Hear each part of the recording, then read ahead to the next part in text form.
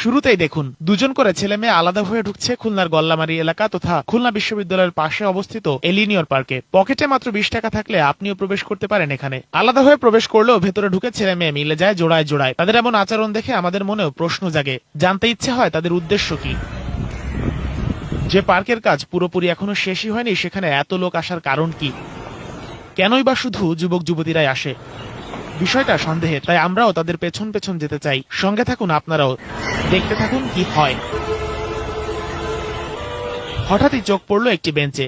রোদ নেই, বৃষ্টি নেই, তারপরও বেঞ্চে বসে থাকা তরুণ তরুণীরা ছাতার নিচে। বুঝতে বাকি থাকে না, ছাতার নিচে মেয়েটা বসে আছে আর শুয়ে থাকা ছেলেটির মাথা মেয়েটির কোলের ওপর। আর ভেতরে কি হচ্ছে তা না হয় আপনারাই বুঝে নিন। পাশেই আরো একটা ছাতা ঢাকা যুগল। আমাদের উপস্থিতিতে তারা একটু বিরক্তই হলেন। আসলে এমন মুহূর্তে বিরক্ত করা একদমই উচিত হয়নি।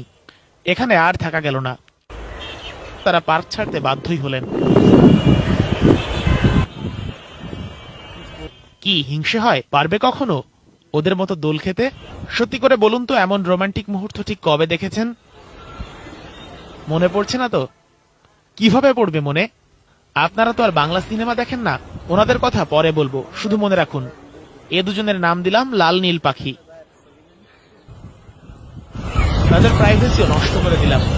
চলুন আস্তে আস্তে ভেতরের দিকে আগাই, কি হচ্ছে দেখি।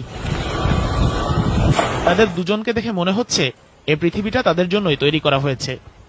তারা বোধহয় এভাবে কাটিয়ে দিতে পারবে যুগের পর যুগ। এখানকার কর্মচারীরা দেখছেন ইমু পাখি।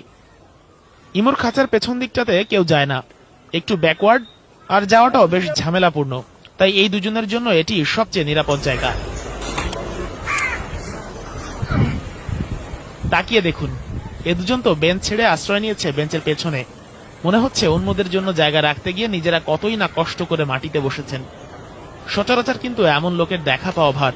তবে এই পার্কে আসলে এটা খুবই স্বাভাবিক চিত্র, কারণ এখানে তো শুধু মহান লোকেরাই আসেন। একটু নিরিবিলি বসার জন্য এখানে আছে টংঘর, যার গায়ে লেখা ভদ্রতা বজায় রাখুন। দেখতে ইচ্ছে হলো ভেতরে থাকা মানব সন্তানরা কতটা ভদ্র। আর দেখার পর তো বুঝেই গেলাম, আসলেই তারা বেশ ভদ্র।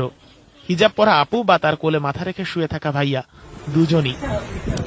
প্রাইভেট টাইম পাসের জন্য এই পার্কে এই ধরনের ঘর তৈরি করা হয়েছে বেশ কয়েকটি। আপনাদের কাছে এখন একটি প্রশ্ন করছি, কমেন্টের মাধ্যমে উত্তর দিবেন। প্রশ্নটি হচ্ছে, এই দুই টংঘরের মধ্যে কোন প্রেমিক প্রেমিকা জুটি বেশি ভদ্র? প্রথম ঘরেরটি নাকি এখন যাদের দেখছেন? এবার একটু নড়ে চড়ে বসুন, দেখুন ভেঙে পড়ে